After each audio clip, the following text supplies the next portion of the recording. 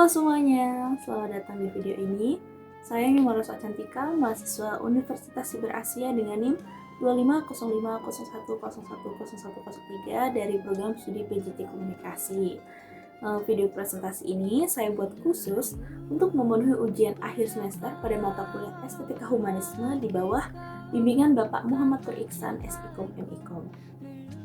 Nah, pernah nggak sih kamu merasa udah berusaha tampil maksimal, tapi pas ngeliat orang lain di media sosial, tiba-tiba langsung mikir, duh, kok dia keren banget ya, sedangkan aku biasa aja. Atau pernah nggak sih kamu ragu mau nyoba hal baru cuma karena takut dibilang nggak mampu? Perasaan-perasaan kayak gitu bukan cuma kebetulan. Semua keputusan kita, cara kita merespon kritik, bahkan cara kita memandang masa depan sebenarnya dikendalikan oleh satu hal mendasar yang namanya self-concept atau konsep diri. Di video kali ini, kita bakal bedah tuntas apa itu self-concept, pandangan para ahli, kenapa persepsi ini bisa bikin krisis percaya diri, dan gimana caranya kita ngebangun konsep diri yang kokoh tanpa harus berpura-pura menjadi orang lain. Secara sederhana, self-concept itu adalah kacamata yang kamu pakai buat melihat diri kamu sendiri, baik dari aspek fisik, mental, kelebihan, sampai kekuranganmu. Para ahli punya sudut pandang yang sangat menarik loh soal ini. Elizabeth B. Harlock menjelaskan bahwa konsep diri adalah seluruh cara dan sikap seorang individu dalam memandang dirinya, mencakup gambaran fisik maupun psikis. William D. Brooks menambahkan kalau persepsi ini bukan timbul gitu aja, melainkan hasil dari interaksi sosial kita sehari-hari dengan lingkungan. Charles Horton Cooley punya teori yang sangat terkenal, yaitu looking glass self atau cermin diri. Kata Cooley, kita seringkali mendefinisikan diri bukan berdasarkan siapa kita sebenarnya, melainkan berdasarkan apa yang kita bayangkan tentang penilaian orang lain terhadap kita. Selain Cooley, tokoh legendaris dalam psikologi humanistik adalah Carl Rogers. Menurut Rogers, konsep diri kita terbagi menjadi dua dimensi penting. Yang pertama, real self. Siapa diri kita yang nyata saat ini, realita, kelebihan, dan kelemahan kita. Lalu yang kedua ada ideal self, gambaran sosok ideal yang sangat ingin kita wujudkan di masa depan. Kata Rogers, kuncinya ada di kongruensi atau keselarasan. Makin selaras antara real self dan ideal self, kita bakal jadi pribadi yang sehat secara mental dan percaya diri. Tapi, kalau jaraknya terlalu jauh, disitulah timbul kecemasan dan krisis percaya diri. Untuk melihat seberapa terbuka kita dengan diri sendiri dan orang lain, kita juga mengenal model Johari Windahl. Dalam model ini ada 4 kuadran. Pertama open, yaitu terbuka. Kedua blind, yaitu buta. Ketiga hidden, yaitu tersembunyi. Dan terakhir ada unknown, yaitu misteri. Makin luas area open kita, makin sehat komunikasi dan hubungan sosial yang kita miliki. Melengkapi teori Rogers tadi, Brian Tracy membagi struktur konsep diri kita ke dalam 3 pilar utama yang saling mengikat. Pertama, self-ideal atau diri ideal, yaitu sosok versi sempurna yang kamu impikan. Nilai-nilai, cita-cita, dan harapanmu ada di sini.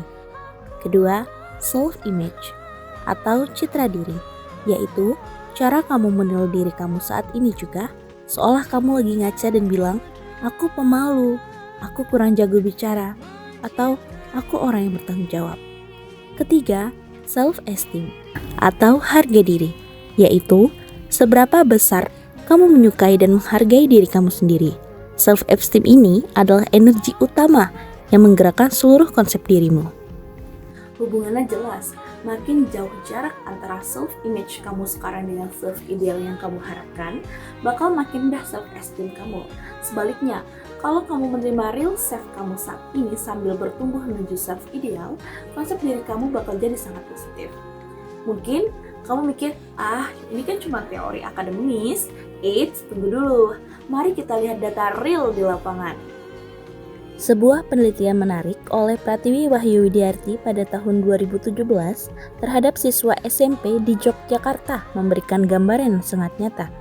Secara umum, remaja yang punya konsep diri tinggi dan rendah jumlahnya hampir seimbang, yaitu 50,6% tinggi dan 49,4% rendah.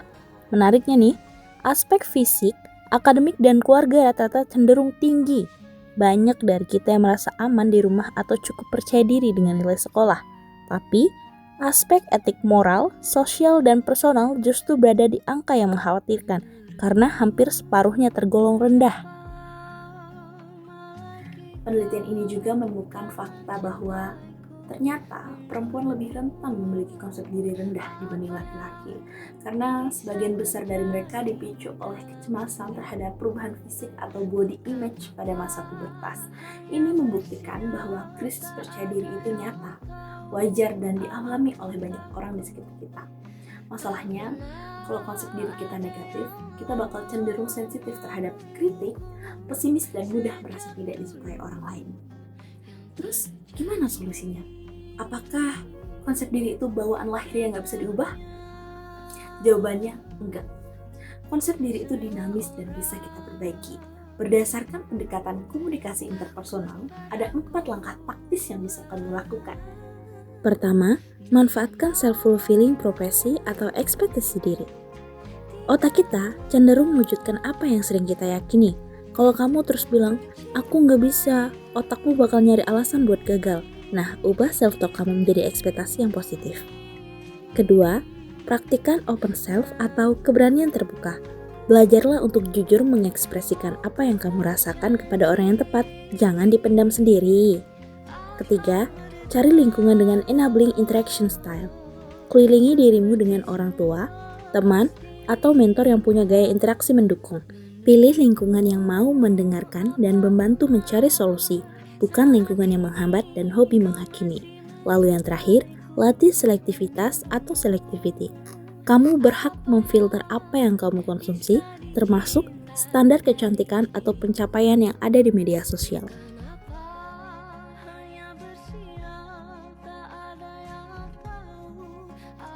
Pada akhirnya, self-concept bukanlah tentang menjadi manusia tanpa celah. Memiliki konsep diri yang positif adalah tentang keberanian untuk melihat diri kita secara jujur, menerima segala kelemahan tanpa menutupi diri, dan mengasah kelebihan tanpa harus menjadi sombong. Seperti kata Rogers, penerimaan diri adalah langkah awal untuk sebuah perubahan. Cermin terbaik bukanlah penilaian orang lain, melainkan pemahamanmu sendiri atas nilai yang kamu miliki. Sekian presentasi dari saya untuk tugas ujian akhir semester Estetika Humanisme ini.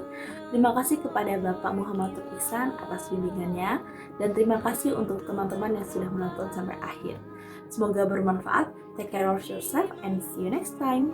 Bye.